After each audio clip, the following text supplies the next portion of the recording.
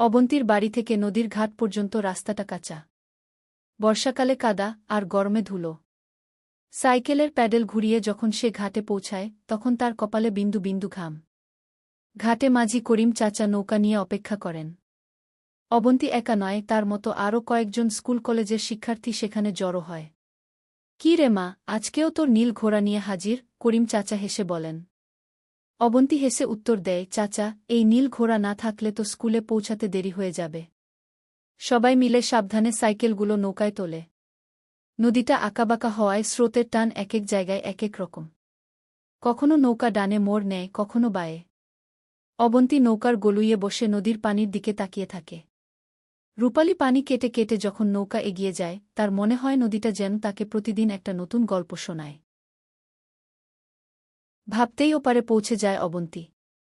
নৌকা থেকে নেমে বালুর কাঁচা রাস্তা দিয়ে সাইকেল ঠেলে শুরু হলো আবার অবন্তীর সাইকেল নিয়ে উড়ে চলা।